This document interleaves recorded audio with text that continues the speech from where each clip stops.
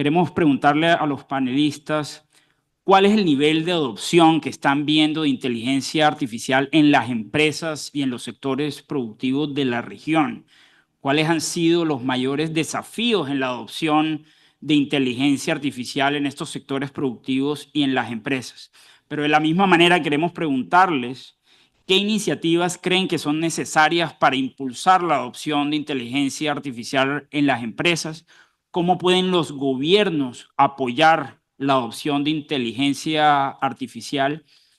Y, por último, ¿qué actividades están liderando sus instituciones o, digamos, la empresa que representen para promover el uso y adopción de inteligencia artificial en el sector productivo?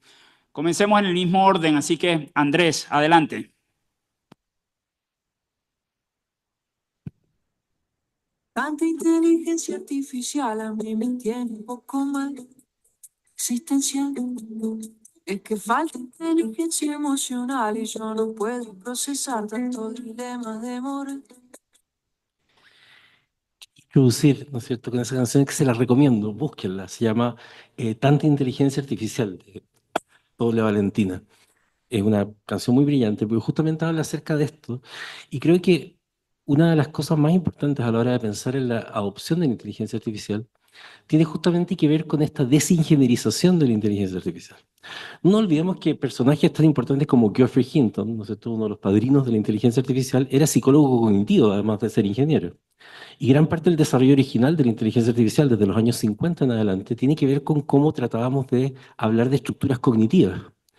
Por lo tanto, cuando empezamos a transformar esto en pura ingeniería, ¿no es cierto?, y en números y productividad, nos empezamos a olvidar de la cosa en realidad que es más importante, que son humanos los que utilizan estas cuestiones, no máquinas. Y esto es bastante clave, porque justamente cuando vemos los problemas de adopción, están muy relacionados justamente a desregulación emocional o a problemas, ¿no es cierto?, de el temor que generan, ¿no es cierto?, las tecnologías. Cuando estamos llenos de propaganda que dice que nos van a quitar los empleos, que vamos a ser más pobres, que esto poco menos que Terminator, ¿no es cierto?, obviamente va a ser bastante más difícil implementar la tecnología dentro de las organizaciones. Por lo tanto, si no tenemos diseños que estén asociados a cómo funcionamos desde el punto de vista cognitivo, es difícil pensar en la adopción. Y con esto quiero ir un poco más allá. Estamos hablando de nuevos modelos también de gestión de personas. Cuando hablamos de agentes, por ejemplo, no estamos hablando de ChatGPT. Estamos hablando, ¿no es cierto?, de agentes que permiten hacer un montón de actividades distintas, ¿no es cierto? Agentes que pueden trabajar entre sí. Cuando tú hablas del tema de investigación, por ejemplo, yo hoy día utilizando, por ejemplo, el Deep Research de ChatGPT, literal puedo hacer investigación de bastante alto nivel gracias a que yo sé mucho de investigación, pero además hay como chorro mil agentitos, ¿no es cierto?, haciéndome las cosas que le pedí, hazme un resumen, investiga acá, bla, bla, bla. Eso implica que entonces cuando yo voy a diseñar los espacios de trabajo, voy a tener, por un lado, personas que pueden funcionar de manera aumentada, es decir, personas que funcionan con agentes y por lo tanto su inteligencia funciona mejor, y algo habló ahí eh, el compañero que está allá, no sé, respecto del estudio de Microsoft y los trabajadores del conocimiento, y que hay bastantes estudios en Deloitte, en Accenture, etcétera, que muestran cómo una persona que ya es un profesional que tiene alto nivel puede transformarse en algo como wow. Pero también tenemos que vas a tener humanos trabajando con agentes. Por lo tanto, también vas a tener que mediar la relación entre cómo funciona un humano conversando con un agente y cómo una persona a su vez usa un agente para sí misma. Es decir, vas a tener empresas también en las cuales tú les vas a poder ofrecer casi como un beneficio al empleado, ¿no es cierto? Mira, te doy 3 asistentes.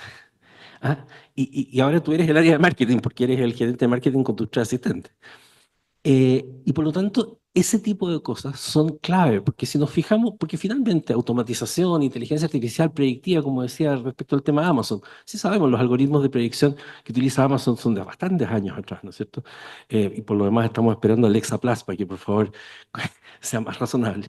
Y entonces, claramente, ¿no es cierto?, siento que eso se olvida. Cuando veo todos estos temas de políticas, veo mucho, ¿no es cierto?, hablar acerca de los temas más productivos y todo, porque la verdad es que yo creo que están bastante resueltos. O sea, los temas de predicción de demanda, que cierto, esos son temas de deep learning y demás que son bastante antiguos, y los 50, insisto, viene la inteligencia artificial.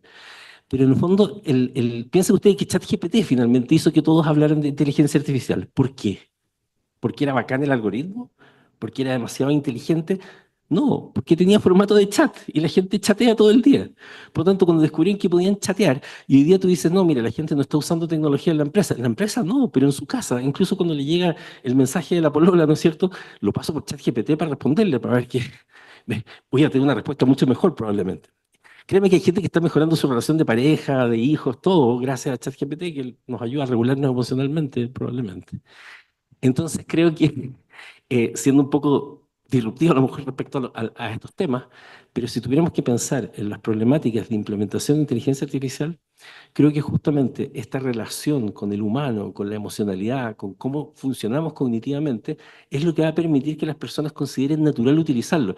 Y por eso hablo de este tema de las generaciones un poco. Cuando digo, claro, tal vez en los sectores productivos tradicionales va a ser más difícil porque tengo que lidiar con generaciones anteriores que son bastante más desreguladas emocionalmente, versus, ¿no es cierto?, las generaciones nuevas, que están más desreguladas tal vez, pero por último están tan desreguladas que ya no tienen esperanza de vida, además sienten que no van a tener casa, que van a ser pobres toda la vida, en fin, hay toda una serie de cosas respecto a la Gen Z, pero al menos tienen esta capacidad de decir, creo un negocio de la nada y me voy a transformar en infomediario, lo que sea. Por eso que creo que es interesante darle una vuelta, ¿no es cierto?, cómo vamos integrando esto, ¿no es cierto?, la neurociencia, el cerebro, lo humano, las emociones, a cómo esto finalmente deja de ser un gran temor. Que nuestro cerebro siente que esto es un tigre de dientes de sable, un mamut que nos quiere matar.